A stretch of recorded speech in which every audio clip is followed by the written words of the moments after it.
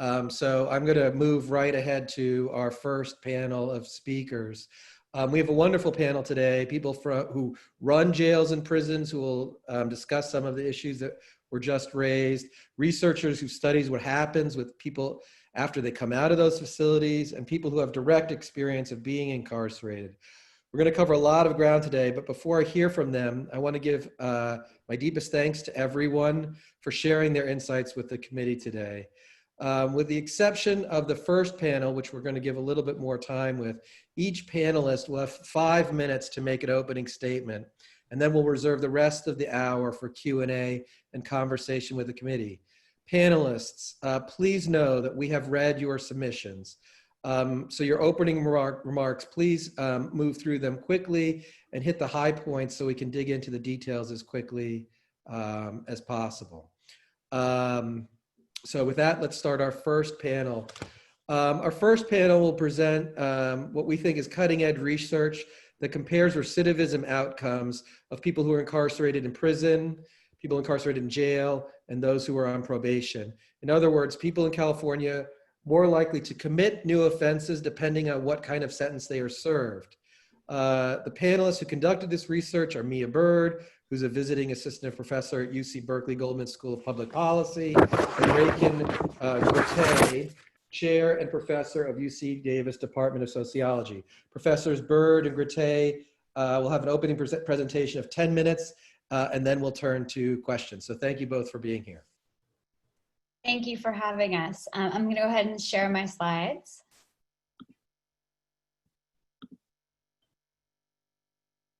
All right.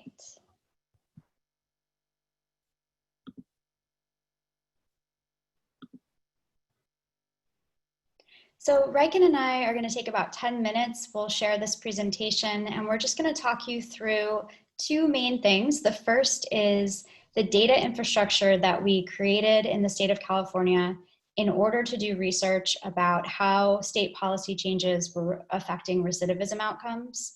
And the second is just to summarize a couple of studies that we've done that relate to felony sentencing. So when we think about sentencing policy reform, we really think about this available continuum of sanctions that really ranges from what we think of as the most severe, the most expensive, which is prison incarceration, to what is the least expensive, which is a probation term of supervision. And so thinking about how can we target the right types of sentences to the right offenders in order to both maintain public safety, but also to increase the cost effectiveness of the system. And so that's sort of the mindset we have going into this research. And the question we're asking is, how can we draw on data and evidence to inform those decisions, both to improve effectiveness and improve efficiency of these correctional sanctions, and also really to do a good job at tracking and monitoring and hopefully improving racial equity. And Kaylee did an excellent job of summarizing this era of reform that we have been in. And so I'll just briefly point out that there were three major reforms that really affected incarceration levels, really reduced prison incarceration, but also what we saw was an overall reduction in incarceration in the state. And those were SB 678, realignment, and Prop 47.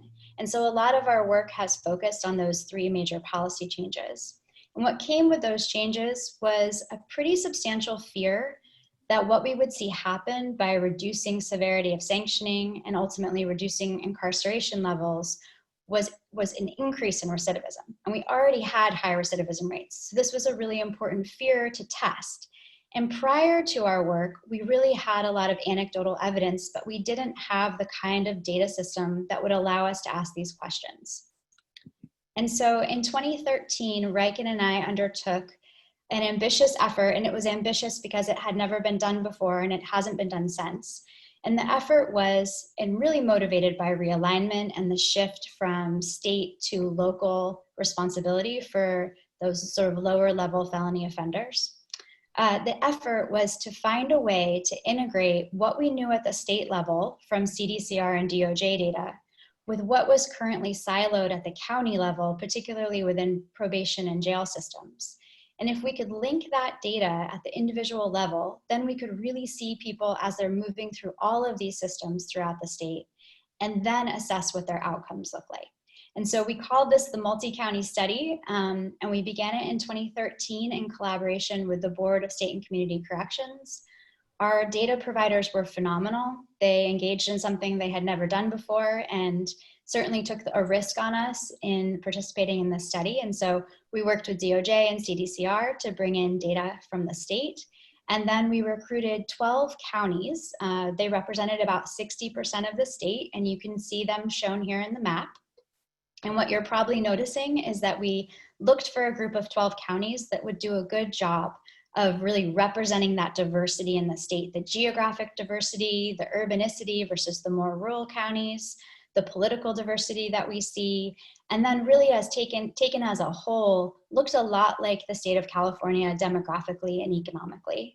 And so we brought together those counties and asked them to participate and to provide data so that we could create this data system. And so I'll just give you a little bit of insight into what this looked like and why it's so innovative.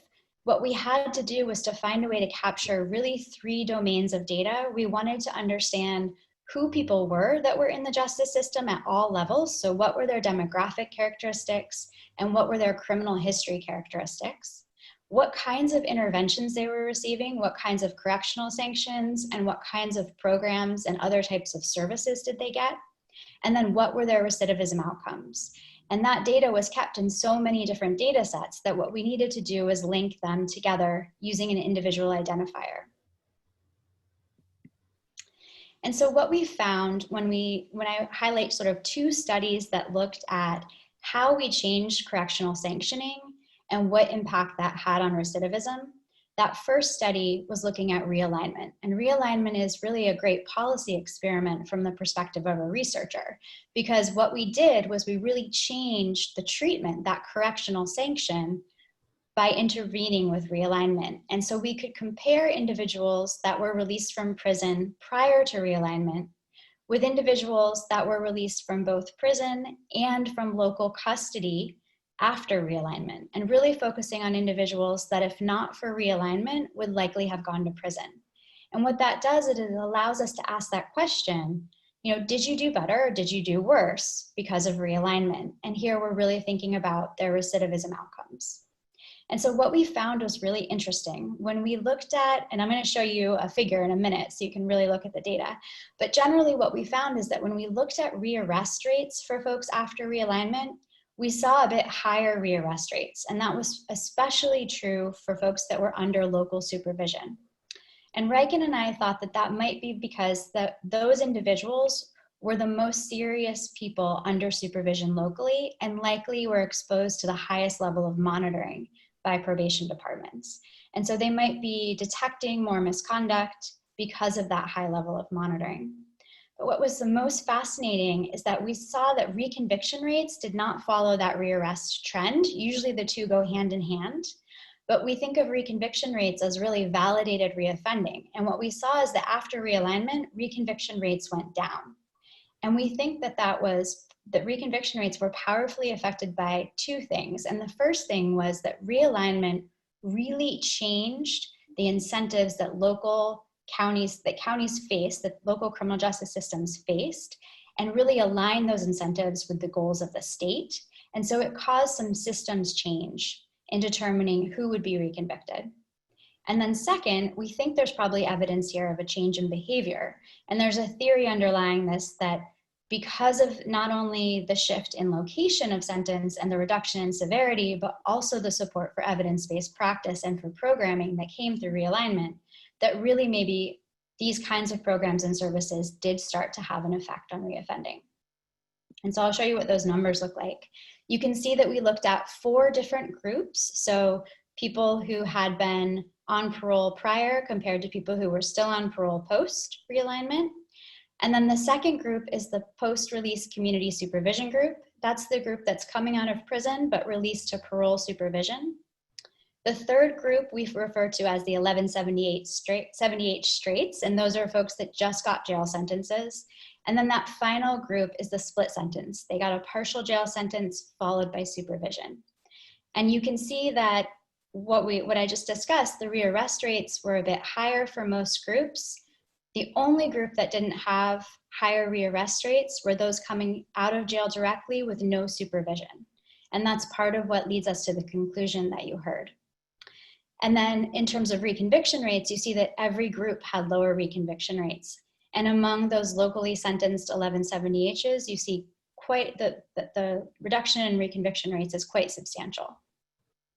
So we can come back to any of this in the questions, but I'm going to take you to the second study that we're summarizing.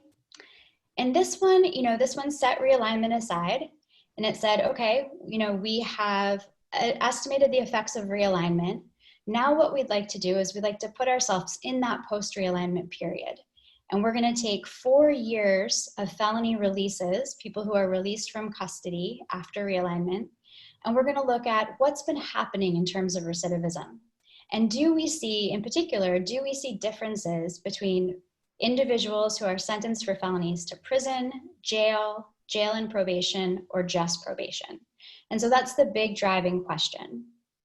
And what we found is that we're able to adjust for characteristics like demographics and criminal history using that rich data set I described.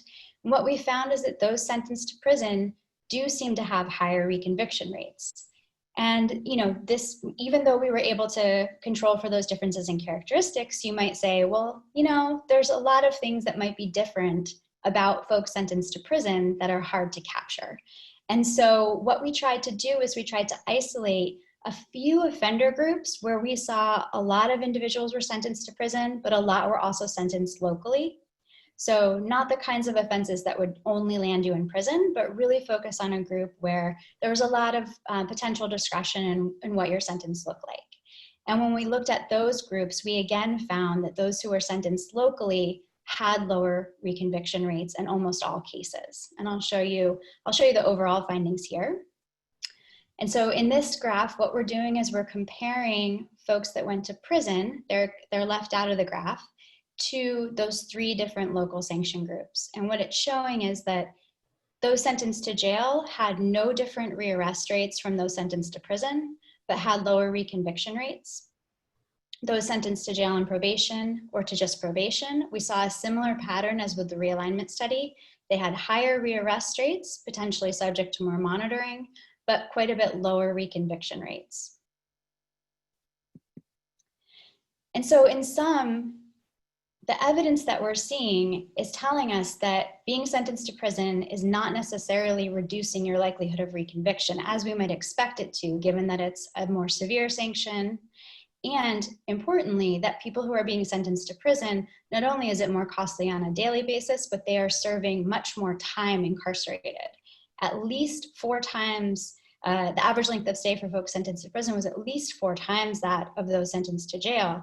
And even when we looked at very similar offenses, that group of 5 offenses that are very similar, the amount of time spent in custody was more than twice the time if you're sentenced to prison than jail. And so all of this is food for thought, given that prison is so costly relative to jail. And so I'm going to turn it over to Riken now just to summarize our findings sort of in the context of the literature. Thank you, Mia, and also I want to thank you for the invitation to speak with you today, and hopefully we have some useful insights, and maybe probably the most valuable thing we might be able to do is just is to respond to some of your questions. So I'll be moving through this relatively quickly, but Tom asked us to kind of try and situate our findings in terms of the broader research literature that's out there. And I thought I'd just sort of highlight a few kind of key findings from that literature, and then hopefully that can stimulate some questions. The first is in a couple of important kind of reviews of research, meta-analysis as they're sometimes called, looking across dozens of studies. We see it now at this point a fairly consistent finding that prisons compared to a community sentence really don't have a reduction effect on recidivism. And the other question that I know that you're very focused on is the question of time, the length of the sentence and the amount of time served. And here the literature is a bit more mixed, that some research is finding that, that there is sort of very little association between how much time is served and recidivism. Others find that there are short-term depressive kind of effects on recidivism, but that over as the length of the sentence increases, that suppressive effect sort of goes away, and ultimately you see either the same or in some cases worse outcomes, recidivism outcomes for folks. The one thing to highlight about the research that Mia presented, and this was sort of in direct response to something that Tom asked me to look into, which is the question of whether or not there's research that specifically compares prisons to jails in terms of recidivism outcomes. And to date, there really isn't any of that. In fact, the study that we're doing that's kind of currently in progress is the only study on that topic. And then another point I think is always worth sort of highlighting in presentations about recidivism outcomes in the correctional system is that prison and its alternatives are really comprised of a very heterogeneous set of circumstances and conditions, both within California, but also kind of across time and across place. And part of the sort of challenge that basic insight sort of produces is that much of the research that we can point to is somewhat dated. California is in a very different place now than it was 10 years ago. A lot of the research is sort of uneven in terms of methodology, drawn from systems which are very different from California. Sometimes the research is international in scope. And I think this really sort of points to the need for the kind of effort that Mia and I tried to pull off with the multi-county study, which is data that's really from contemporary California, data that bridges different parts of the system, this incredibly complex system which has very siloed ways of tracking people, and needs a kind of undertaking to be relevant for the purposes that this committee has been established for, which is to try and plan for the next round of reforms. Thank you, Rick. And on that, I do really want to keep us on track, and I'm going to interrupt every witness already. So we really want to dig into it. I think we're all on the same page. The data is super important and very difficult to get to, and we have read what you submitted, and we are very anxiously awaiting your report. I was wondering if Mia, could go back to your the two graph slides so that we make sure that we completely understand what's going on there. Can you pull those back up, please?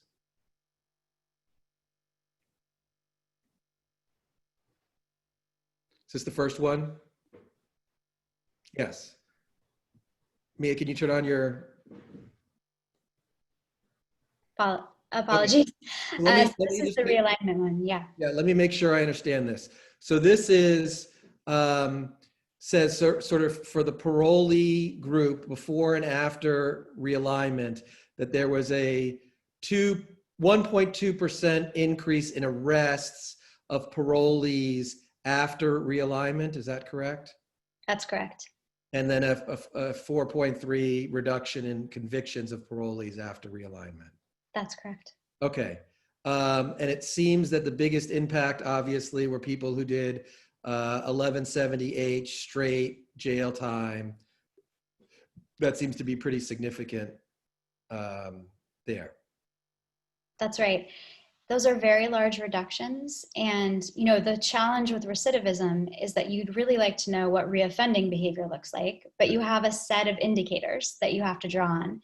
And so the one caveat to keep in mind is that those folks that had jail-only sentences, we'd never seen that before. Really people who had no supervision period after release. And so, of course, we're likely to detect less misconduct among folks that are not under supervision. And so that's one caveat. And we don't know, these are new the convictions are misdemeanors and felonies? The conviction measure you see here includes misdemeanors, felonies, and includes revocations. And there's a really important reason that we did that. there was a big shift under realignment from using revocations because you could easily send someone back to prison on a revocation to having to pursue a formal reconviction. Right. And so if we left that out of the equation, it would look like reconvictions increase when in fact it was really a shift from using revocations to using formal reconviction. So revocations are counted as a conviction. They're included in this measure, yes. And do we know what percentage of the new crimes are violent crimes? That's a great question. We didn't actually predict violent crime recidivism in this study. Okay. And can you go to the next slide? I'm sorry, I'm moving fast. I don't mean to be No, you're rough. fine. Okay. So this is the relationship between, can you just, Walk you through it? yeah, again. So what we're doing here is we're comparing people, each local sentence you see is being compared to similar individuals that went to prison. Got it. So the folks who got jail only, I'm just looking at the first one, compared to the similar situated people who went to prison, the people who got jail only had a arrest rate of 1.6% less than the people who went to. It's a little confusing. That NS is a statistical term. It means there was no difference. There was no significant difference in the arrest rates, and that's why you don't see any bars. Okay, so what's the first bar? And then? the gray bars are conviction. Oh, excuse me. Okay, so 1.6% reduction in conviction for similarly situated people who went to jail versus prison. And one other technical detail, these are percentage points rather than percent. So the percent reduction would be higher and depends on what the reconviction rate was before. Got it, I think. Happy to explain that more. More math than I counted for, but I think I get it. And again, it seems that jail plus probation for these groups of people had the most significant drops in new convictions. And just so we have a sense of the data size, how many people are we talking about in each of these cohorts? The prison group versus the jail? Great question. I'm going to approximate because I don't have it in front of me, but jail and probation is about 100,000 people in our study. The prison is going to be about 35,000. I think jail is about 14,000, and probation only is maybe around 75,000. Big numbers, though. Big numbers. Big numbers, yeah. Right. 4 years of releases. But these are totally different crimes. I mean, I guess I'm trying to figure out the takeaway, like how much of this, what's the word? What can I infer from it if the crimes are really different or go ahead. The crimes are the same, I think. Well, that is such an important point, Senator Skinner, because the graph you're looking at right now, all we're doing is we are statistically adjusting for differences in characteristics. But you can definitely make the argument that there's something different about people who go to prison and we weren't able to adjust for it. And that's part of the reason why, I'm going to go back a slide. That's part of the reason why we looked at just a set of 5 offenses, and you can see them listed here in the second bullet, that were very commonly sentenced to prison or jail. And for those groups, we matched people sentenced locally to people sentenced to prison. And so you're talking about very similar individuals that were sentenced for offenses that could have resulted in either type of sentence. And we still found this persistent trend, except in the case of jail sentences for burglary, that if you're sentenced locally, you had much lower reconviction rates. And so it seems that, and did you account for prior convictions as well? That's right. And so prior arrests, prior convictions, age at first arrest, prior serious or violent offenses, a whole host of criminal history factors. Super cool.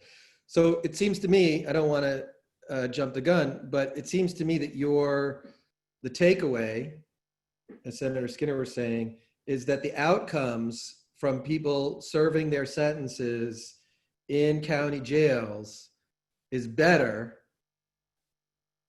than otherwise. I would say, and I'll let Reagan speak to this as well, I would say this evidence suggests that there's potentially more work to do in bringing more people into a local sentencing structure. and out of prison. Reagan? I mean, I'm not sure I would add anything further to that.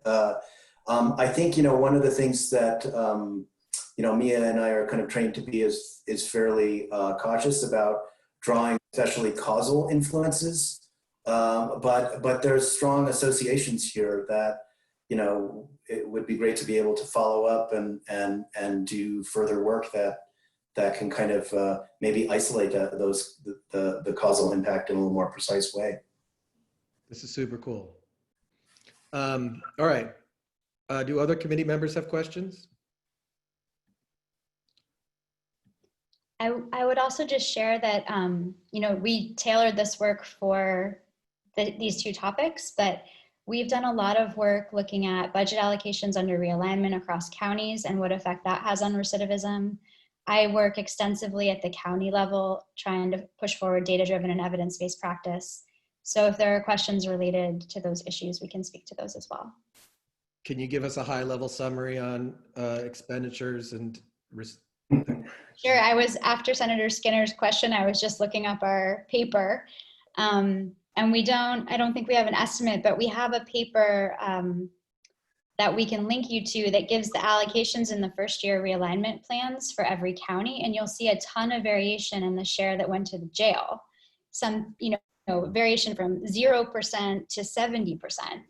And that was one of the factors that Riken and I did to differentiate counties and cluster them in two categories, either law enforcement driven or program and services driven, depending on how they allocated their budgets and what they plan to do. And what we actually found looking at the post-release community service group, community supervision group, is that outcomes were better for individuals in that group when counties focus budgets on programs and services. I'd love to get that data. Me too. Okay, we'll get that for you. All of us, you're just going to join the committee pretty quickly. Do people have specific questions, members? Mike, I think Song has her hand up.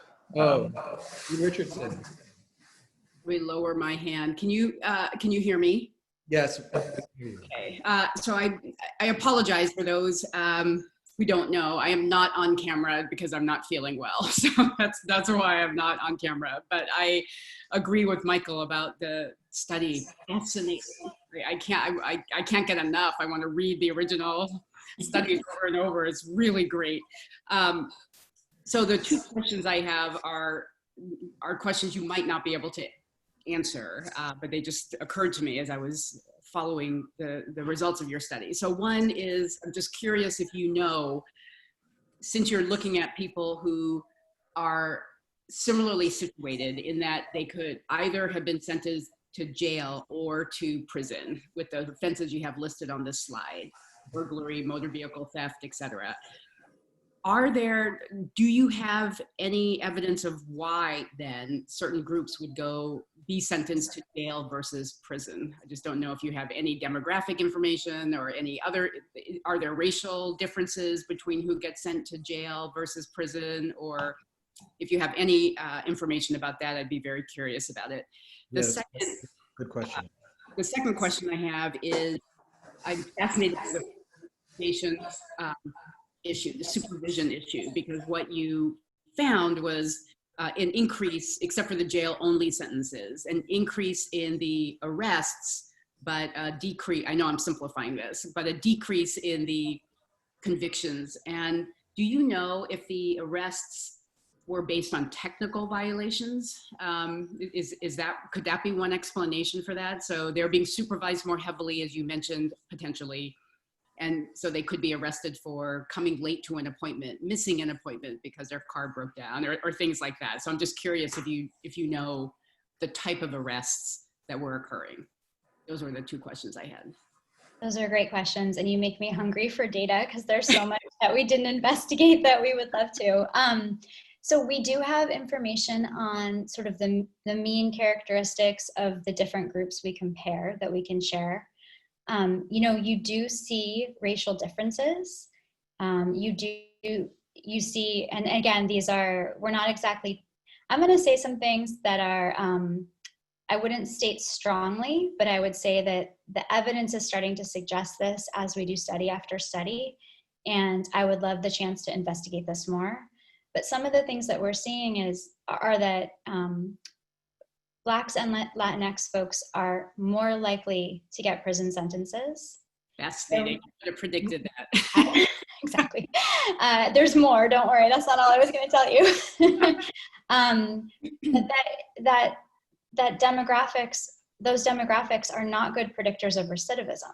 Mm-hmm. And so, in fact, whites are more likely to recidivate when you start to control for other factors. And we see something similar in pretrial, that Blacks and Latinx folks are less likely to be released pretrial, but when we look at misconduct, that whites are more likely to commit misconduct in the pretrial context. And so right now, as Reagan said, I want to share that with a lot of caution, because it would take a study that's really focused on racial differences to investigate that further. But the things that we assume and are afraid of about racial equity in the criminal justice system, I do think that I'm starting to see some basis for that in the data we've been able to assemble. Fascinating. Thank you. And Reagan, did you want to respond to the second question or to the first? Why don't you go ahead and take that one? I don't actually feel like I know any precision about what proportion were supervision violations. I suspect it's relatively small, but yeah. So I will tell you, there's not a perfect answer to this question. So we only included arrests for misdemeanors and for felonies. And so what that meant is there was at least one charge for a new offense. So we weren't looking for infractions or technical violations, but the mechanism through which that plays out when someone's being violated, I can't say that, what the genuine motivation behind these arrests was, but there was at least a new misdemeanor or a new felony included in the arrest charges. Interesting. Okay, thank you so much. Fascinating. This is super fascinating. I'm going to keep on going. Do other people have questions before I just jump in? All right. Did you find geographic differences? Yes, and we hesitate, the 12 counties that participated in this study were really putting themselves in a vulnerable position. Can you hear me okay? Yes, now I can. Yeah, okay. They were really putting themselves in quite a vulnerable position. This was entirely voluntary. We went out to 12 counties and they all said yes, which we were told none of them would ever say yes. So we felt really grateful to them for putting themselves in this position so that we could have some statewide understanding of what was going on. And so part of our commitment to them was to not highlight individual counties. And so we won't do that today, but I will say that there's quite a bit of difference across the counties in the study in the severity of sanctions that they pursue.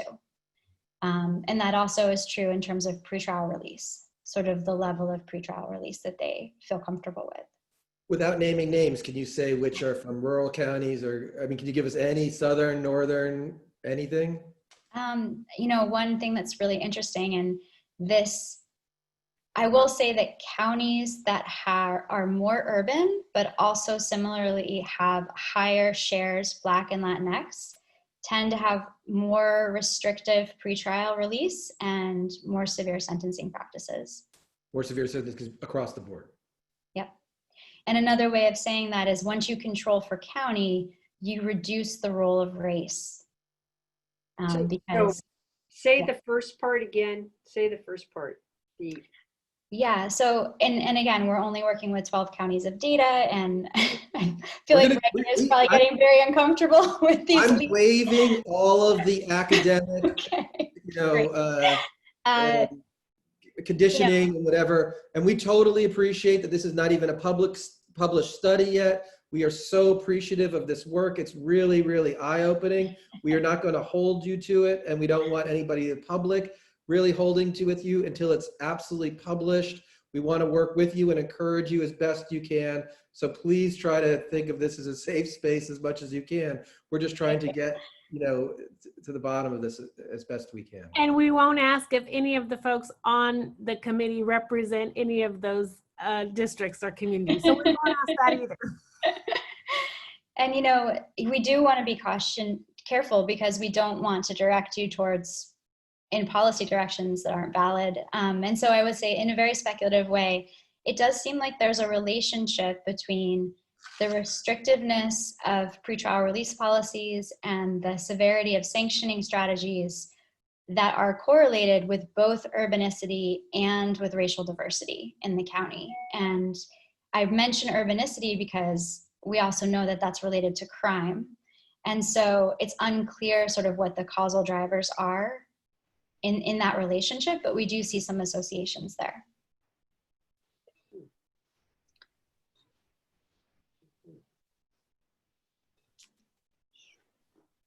And I'm going to keep on going until people interrupt me. You said that the prison sentences, again, for the same crimes were much longer. Do you have an average sentence can you tell us what they are for particular crimes? I can try to look it up real quick. Or you can guess. Generally speaking, for those 5 offenses, you had a much longer length of stay. So let's take motor vehicle theft, for example. Mm-hmm. The amount of time in custody, when you compare someone sentenced to jail and someone sentenced to prison, the prison length of stay was twice as long. And of course, that's different from the length of the sentence. You can, your length of stay depends on policies in the institution. And when you were sentenced to some jail and some probation, you spent 6 times longer in prison than if you got a partial jail sentence followed by probation. And for motor vehicle theft, let's just pick that one. That's one example. What was the length of stay in prison for that? Oh, I just had written down that it was twice as long. Hold on. The one that really stands out in an extreme way is controlled substance possession, where if you got jail and probation, your length of stay in prison is 10 times longer than your length of stay in jail. And let me try, I think I'm gonna have to stop my share. Hold on.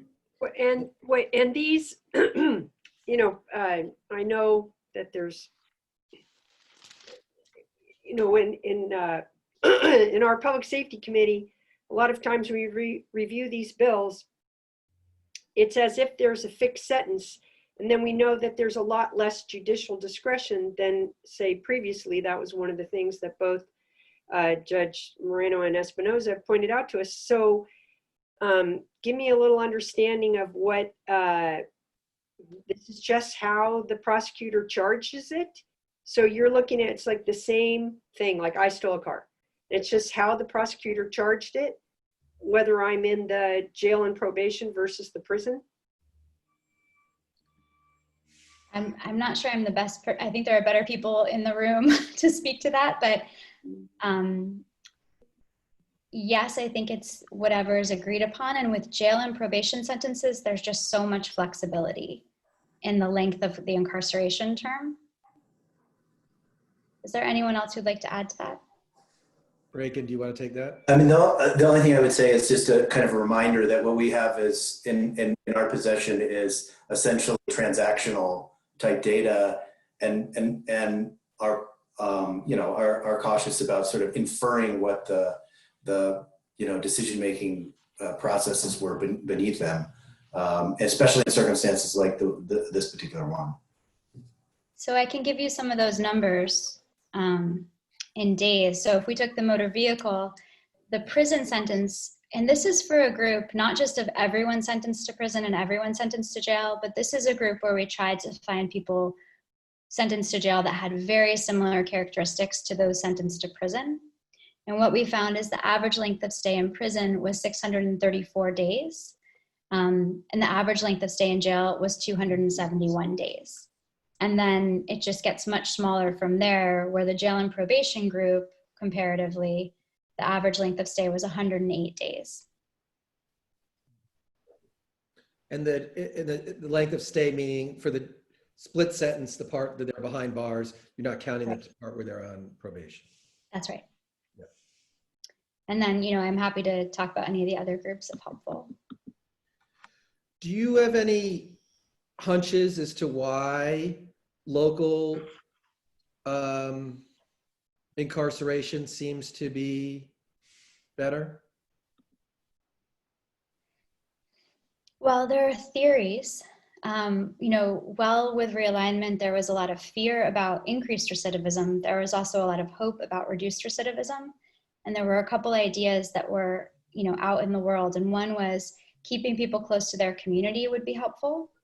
Another was that we're really trying to transform through SB 678 and through realignment. We're trying to transform our criminal justice system to be evidence-based and data-driven. And, my work at the county level, from that work, I can tell you that is very much the motivation, and it is very much a work in progress. But the idea of assessing risk and needs and referring people to programming, and in the case of people who go to jail, having inside custody programs that have a program component on the outside, having reentry planning. There is a lot of potential that it would make a lot more sense if programs and services can be effective, that they are more effective when administered locally. And then I also wanted to know, Keely noted the effect of Medi-Cal, and I have another study that estimates the effect of getting people enrolled while they're in jail on recidivism and shows a real substantial reduction in recidivism. So I want to emphasize that. Excuse me, reduction in recidivism for once you get enrolled in Obamacare. That's right. Wow. So you can see the potential, but I can't say that we have been able to show or demonstrate the mechanisms. Yeah, I mean, the only thing I would add is that, some of that literature that I was describing, it talks about sort of how these different sanctioning locations sort of represent a very heterogeneous kinds of circumstances, and prisons historically in California in recent history have had fewer opportunities for treatment programs, especially for the short-termers. And that the longer that you're in there, the more exposed you are to the strains of prison and the criminogenic sort of influences that can supersede whatever deterrent the experience of going to prison might be. And so my hypothesis would be that it's some of those factors that might be kind of less in the context of the jail, in addition to the shortened time. I know that a number of the jails from the counties that you looked at least, are under some sort of prison, under some sort of population cap, and are releasing people early. Does that affect the outcomes really, or is that just shows that even shorter stays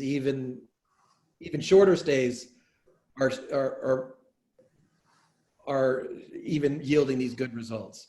Or how can you discuss a little bit about how those caps, because they're not serving their full time in jail because of these caps? That could be driving some of that length of stay. You have a great research mind, by the way. But part of it, what happened is under realignment, those counties were doing a lot of capacity releases, and what Prop 47 did was really reduce the amount of capacity releases. And so one thing that we did is use that as a test, because it reduced pretrial capacity releases. And what that gives us is a test of what the effect of being detained pretrial is on your sentencing and conviction outcomes. And that gave us the opportunity to conduct a study on that. And so what you're seeing under coronavirus is actually another opportunity where you have what we think of as exogenous variation. So you have people not going to prison who otherwise would have, so you can test that treatment, and you have people being released early from custody. So you have an opportunity to test that. And so there's a great opportunity out of all of this horror to do some research on this topic. And what's your data on the pretrial? So we used, we were just starting off with a monitoring pretrial release and how it varies and what factors are associated with getting released.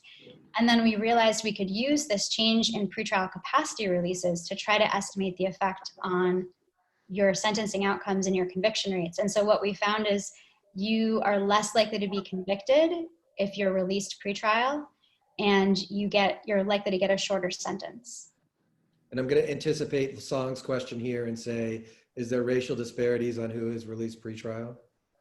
Yeah, and so what we saw is, and again, the study wasn't focused on racial disparities, but what we saw is that you're less likely to be released pretrial if you are Black or Latinx, but you are also, if you are released, less likely to commit misconduct. And so that does not line up very well, right? If you're less likely to be released, then that should be a predictor of misconduct. And we're not seeing that line up in the data.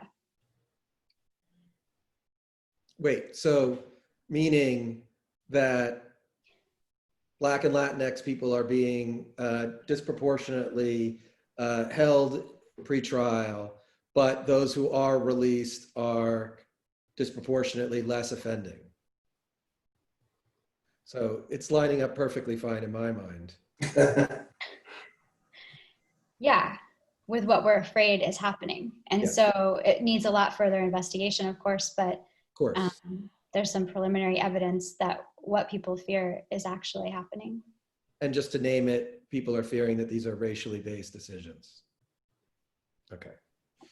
And, you know, I just want to know, even if there is racial disproportionality throughout the system, then we should expect higher rates of misconduct, right? Among Black and Latinx folks, because they're subject to that racial discrimination at every stage. And so the fact that we don't is even more powerful, I think. We have about 10 minutes left. I don't want to monopolize the questions, but I have more. Do other members have questions? Since you asked mine, Michael, no.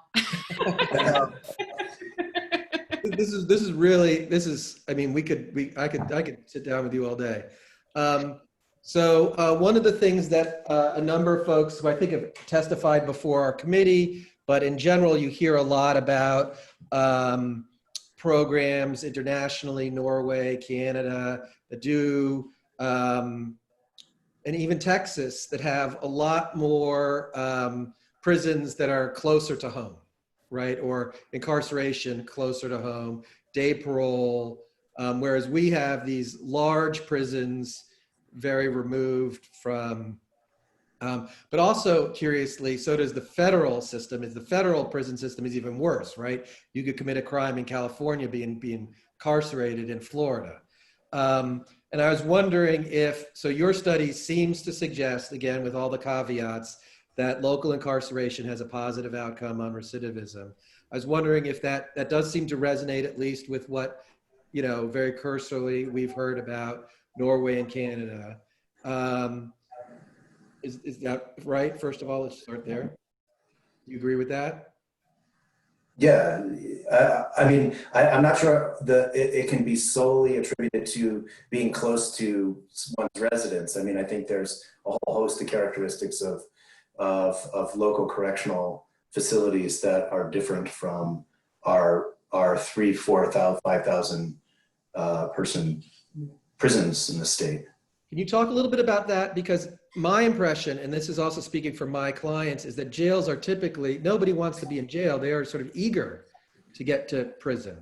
This is counterintuitive. Yeah, so there a lot of the jails that we've been, so most counties that are in our studies have multiple, it's the image of a singular jail institution where everyone goes is, there are places where people go who are primarily pretrial and who cycle in and out. And then there are also often, and those are places that are somewhat chaotic and violent and don't have a lot of programming possibilities. And then most of the counties that we look at also have some other kinds of facilities. Sacramento is a great example of this. They have a downtown jail, and then they've got a facility south of town that has programs and you know, is where the sentenced portion of the population resides. So jails are kind of not a singular place, and they certainly are places that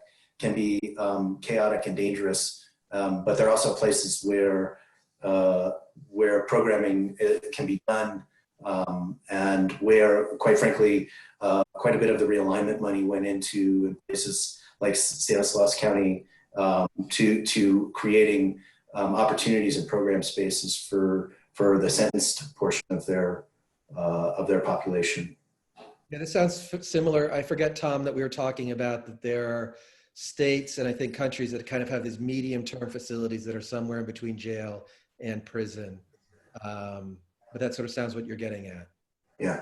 Yeah. And Michael, I can just say, anecdotally, it's been a long time since I was in the state trial court system, but I can recall many cases, criminal cases, where the accused defendant was anxious to get out of the county jail because of the chaotic living situations there, lack of programs, and really desiring kind of, believe it or not, more stability and more controlled, predictable, maybe even a safer kind of existence in state prison. When I first heard that, it kind of was kind of surprising to me, but the more I've learned about it and seen state prisons and visited the county jails, you can see why that might be the case. They just wanted, in a sense, get on with their life, and that meant going to state prison. It's still the case now. Yeah. So the state prisons also, when you come into a state prison, you usually spend several months in a reception center, which is Right, getting always programs. more similar to the pretrial part of the jail system and has a lot of characteristics. You're mixing people of different classification level in the same facility. I was curious. So obviously, because you wanted to find people who could be in both either jail or prison, you focused on relatively low level. Of the crimes that you focused on, I don't have the list. What was the most serious? Or maybe we could just say I which had think the lowest prison. burglary, of those 5, I think burglary has the highest seriousness. So you did residential burglary when you say burglary? According to the DOJ hierarchy. Yeah, but residential burglary is one of your crimes? That's right. I And thought also that was those, that's not an automatic prison sentence because it's a serious offense? it is not an automatic prison sentence. Oh, all right. So only, okay. And I will just say, those 5 offenses made up about, and I want to also have a caveat. What we were looking at is folks released over a 4-year period. And so individuals who have lower level offenses are going to dominate that release group. And so given that, what we looked at with those 5 offenses was about 30% of people being released from prison. So these, even though these are fairly lower level offenses, they were representing a good share of people coming out of prison, a good share of the cycling through of the prison system. And then going back to the question about local versus state, I think the thing that we've done that has been the most impactful, and this is all speculation, has actually been what SB 670 and realignment did in terms of county incentives and county ownership over outcomes. And so we had a system set up where if a county chose to, they could take a population that was problematic and move that population to the state to have responsibility over. And what these changes have done is really create a system of internal accountability and aligned incentives around prevention and outcomes at the county level. And you're really seeing that transformation. It's a slow transformation, and there are huge barriers to county agencies integrating and using data, which is what we'd really like them to do, and evidence in making decisions. But I think that could be what is really driving the results that we see. And I'd love to know what Reagan thinks, but I'm sure there's a lot of factors at work, but I think that that's an important one. Judge Espinoza, did you have a question there? No. So I appreciate that with the virus, probably programming and lots of things have changed, but is your hypothesis that given how many fewer people are going to prison and are staying in jail, that we should have better public safety outcomes from this group that are staying in jail? I mean, the evidence would suggest that they may do better. It gives us a great chance to really test what happens with this exogenous change in your correctional sanction. So there was nothing about the individual that led to their jail sentence or their time in jail. But we also have a different public safety environment right now. And so we would need to think carefully about how to account for that. Sure. Yeah, I mean, the pandemic is affecting, the prisons, but it's also affecting the communities that people are returning to, and the nature of the supervision system that that they're subject to when they leave prison. So parole officers, probation officers are socially distancing and modifying their normal practices in all kinds of ways. Sure, crime is down across, fewer people out of the street. Yeah. I get that. That's a huge factor. We only have about 2 more minutes left in this panel.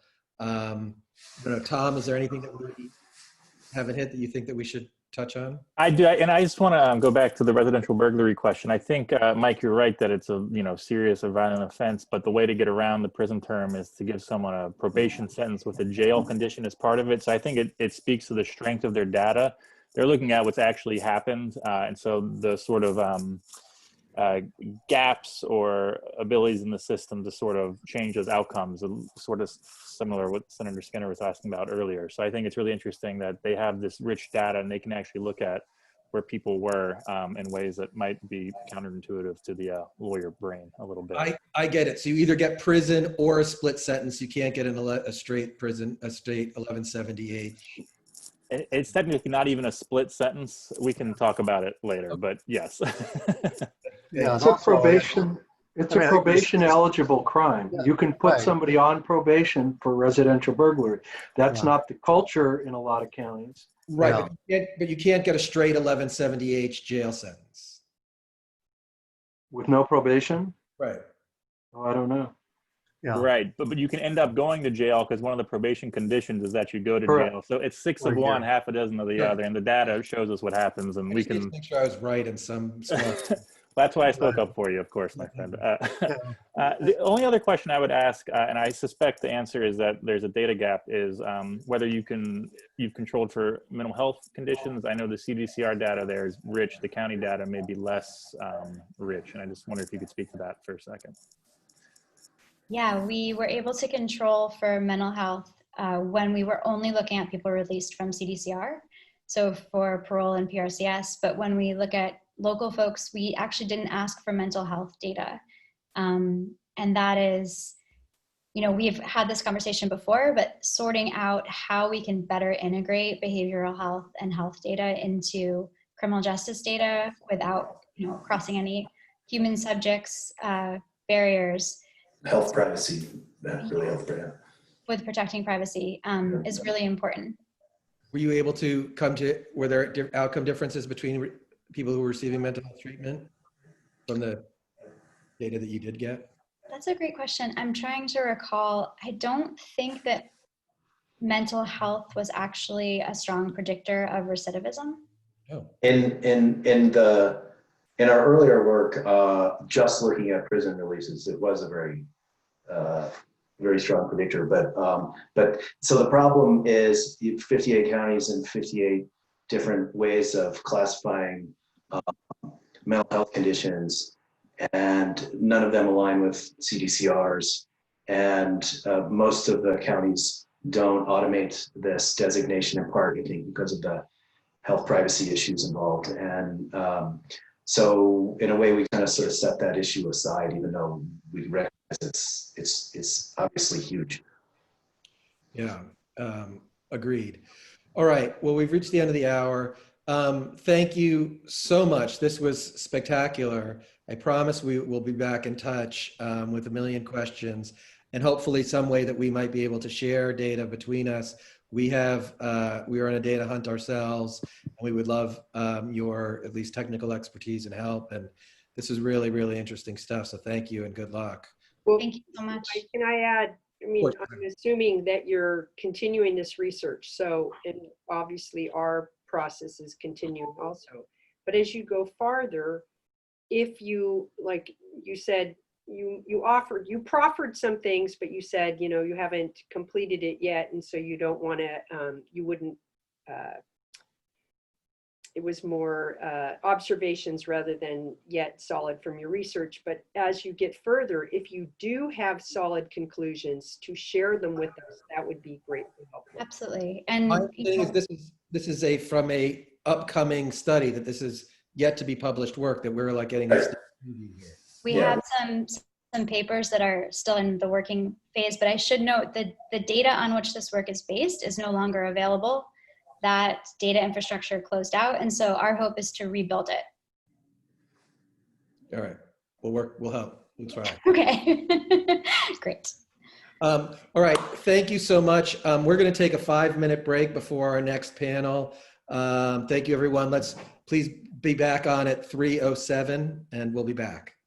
Thank Thank you. you for having us. Thank you very much.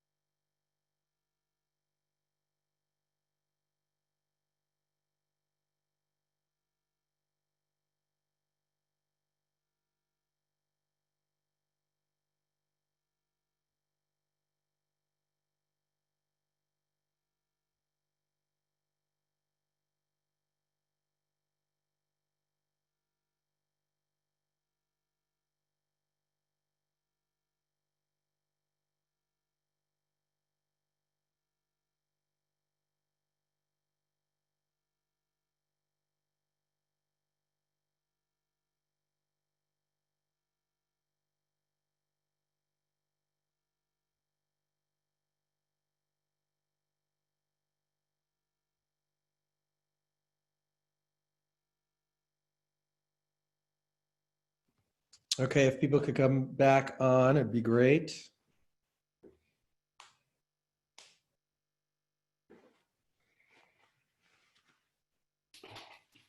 Hello. Hi, Bridget.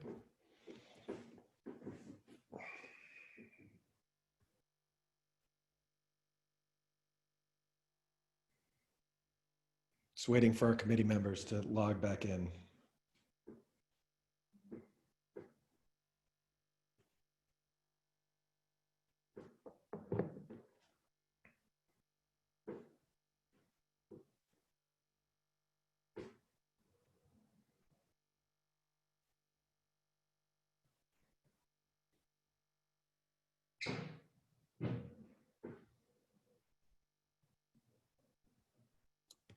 Hi, Mike.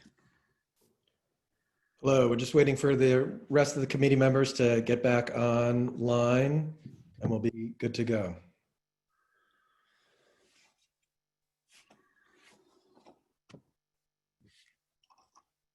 I'm here, Michael, just so you know. Yes, I got you, Dean.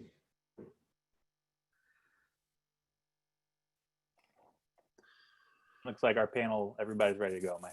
Okay, good. Well, let's start. Assemblymember Comlager and Senator Skinner, I hope you are there or close to your computer and can hear us. We are already running well beyond time. I think that just goes to that we have a lot of questions and there's a lot of interesting speakers. So let's plow ahead. This next panel presents 4 perspectives on people actually doing time in jails and prisons, including what prospects for rehabilitation and access to programming is like in these settings.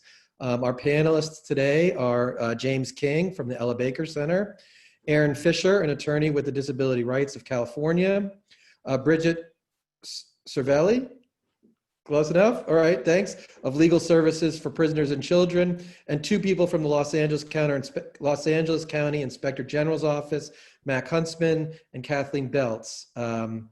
Max is the Inspector General and Kathleen is Assistant Inspector General. We are going to ask you to really keep close on your 5-minute time limit. This is a big panel. So, Mr. King, can you start, please? Thank you. Good afternoon. Thanks to the chair and members of the committee for allowing me to speak to you today. My name is James King. I was released from prison last December after serving about 16 years on a sentence of 30 to life. I spent the first year of my incarceration in county jails in San Diego County. And during my time in county jail, I was not aware of any in-person or distance self-help programming available for people at the county jail level. Looking back, it's quite probable that correspondence courses were out there, though there wasn't any effort made to do outreach within the jail population.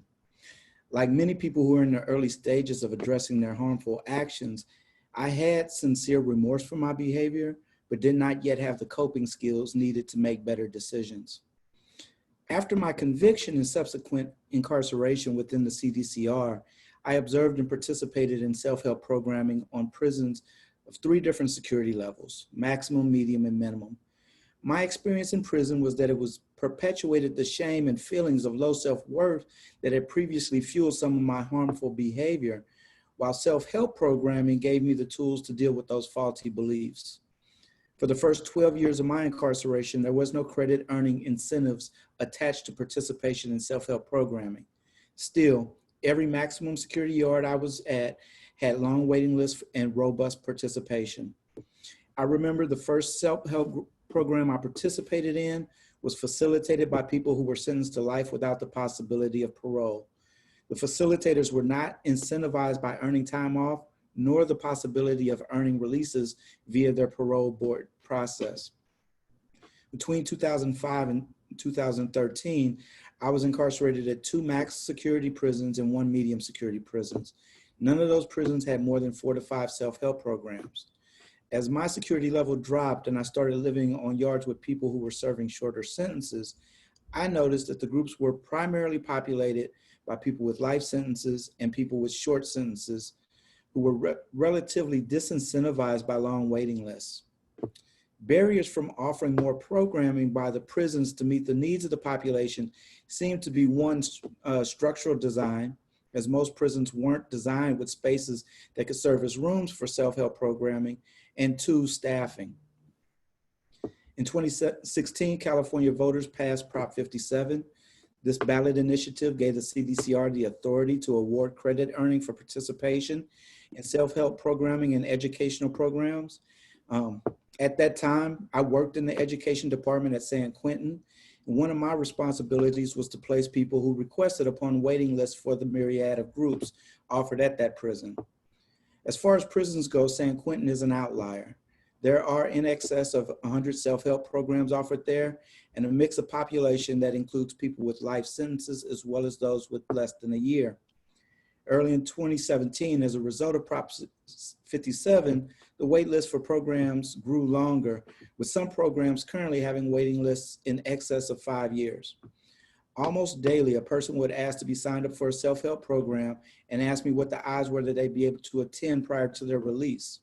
The answer for those who had less than a year remaining on their sentences was always no. For obvious reasons related to space and classroom occupancy, post-COVID waiting lists will grow to unmanageable lengths if in-person self-help programming is ever restarted in state prisons. What follows are proposals of how people with shorter sentences can have access to the spirit of Prop 57, which incentivizes rehabilitative programming, and actually participate in the groups. So I'm proposing an emphasis on, or a shift to offering more self-help programming pre-conviction in county jails and moving community-based programming into the community itself. Now that money bail is becoming a thing of the past and acceptable safe occupancy rates are shifting, I believe the priority should be community-based alternative self-help programming for everyone who does not pose an immediate credible threat to public safety. I also propose that the credit earning, that as people participate in self-help programming pre-conviction, that those rates are stored up and any credit rating be then issued to them post if they're convicted. I also propose diversionary programs for people who receive sentences of 2 years or less. Ideally, since these are typically non-violent, non-serious convictions, it would be without wasting resources on electronic monitoring. Instead, a social worker could craft a plan to address factors like drug use or criminal thinking and have a specialized plan. Other proposals for people who are sent to prison yards include separate programming on mainline yards for people with shorter sentences, or for people with shorter sentences to have their own individualized yards. Gaining the tools to cope with trauma from my past and work through the stress, anxiety, and faulty belief systems was crucial to my journey of becoming the person I am today. I believe access to the tools and programming I benefited from should be available at every stage of a person's path through the legal system. Thank you.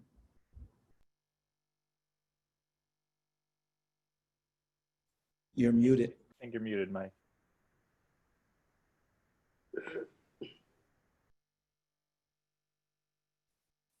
I think you were muted, Mike. We didn't catch your remarks there. Sorry. I was saying great job, especially keeping right on the 5 minutes. And let's move, and we'll have lots of questions for you when we get through the panel. That was very, very helpful. Mr. Fisher? You're on mute as well. There you go. Thanks, Mike.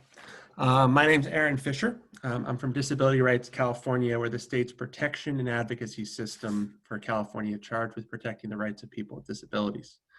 I've spent the last several years investigating and litigating about conditions in California's jails. And without suggesting that incarceration in the state prison system is a good thing at all, it's not. I may want to challenge any suggestion that county jails are better than prison, including for the reasons that Mr. King just stated. I'm really grateful for the opportunity to speak with you. One valuable aspect of our investigative work is our ability to take photographs inside of facilities like jails that are unreachable to the general public, and I want to start there. I'm going to share my screen for just a moment.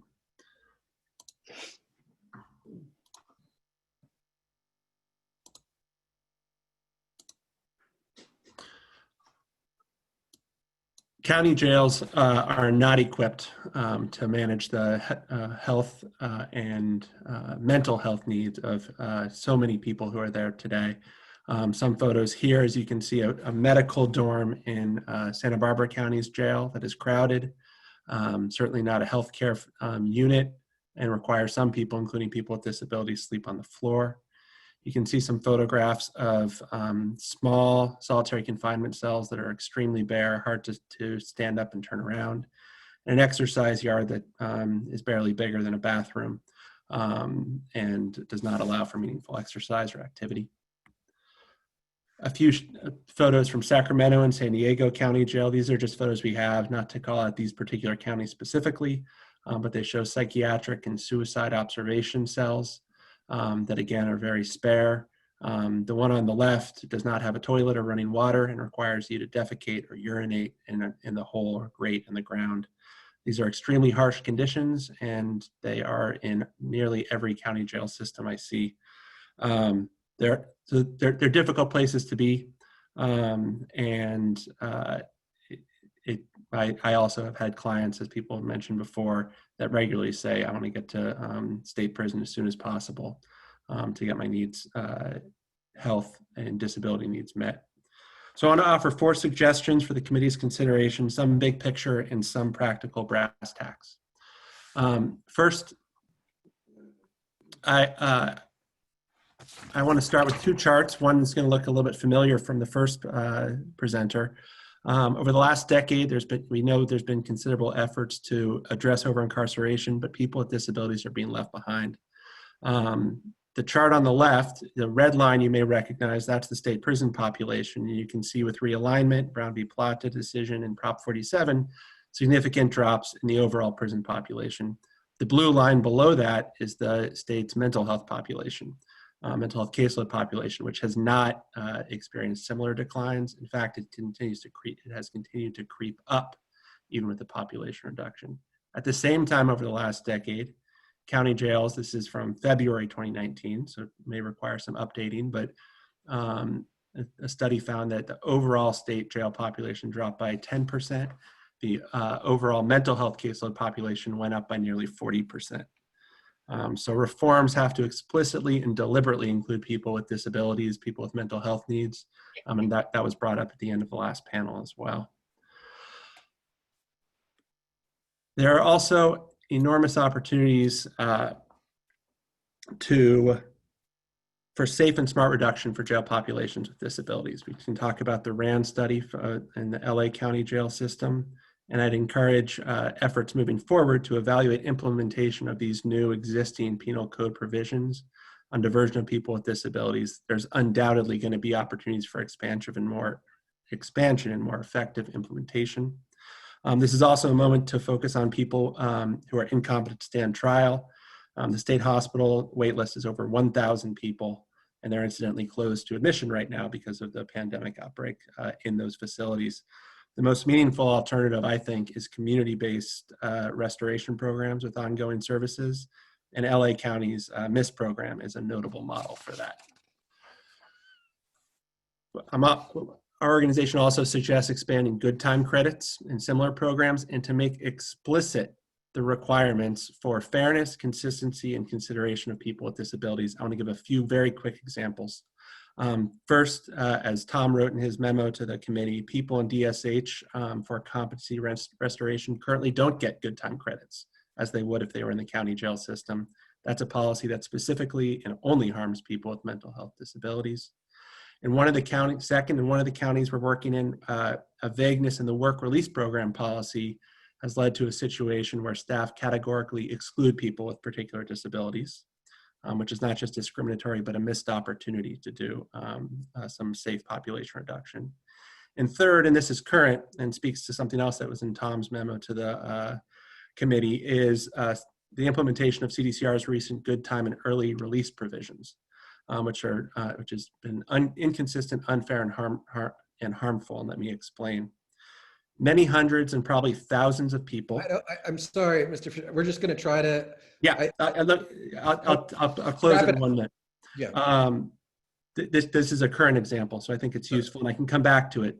The basic concept is that many hundreds and probably thousands of people are in county jails right now on state prison holds, and as a result, they're not getting those good time credits, nor being considered for early release, simply because they didn't make it on that last bus to get to CDCR. And that, I think I just wanted to mention that because it's a policy that is applying to one slice of the system. Here, CDCR and it's leaving behind the county jail population and to ill effect for a lot of people across the state. And I'll stop That's super there. interesting, and I think we'll maybe want to come back to that, but I just Thanks, Mike, for the extra minute. Yeah, thank you. Ms. Cervelli?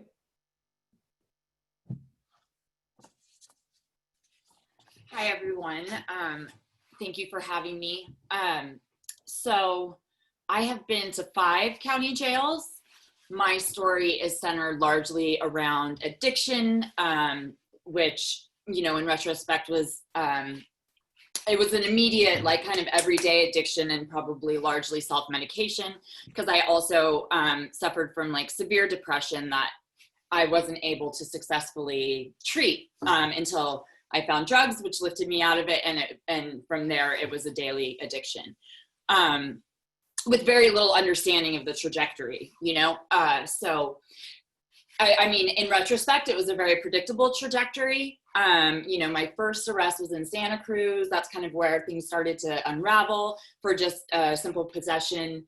After that, I moved to San Francisco eventually, and that's where there's a big shift in my lifestyle, and it's largely predicated around the first time I ever got arrested for shoplifting.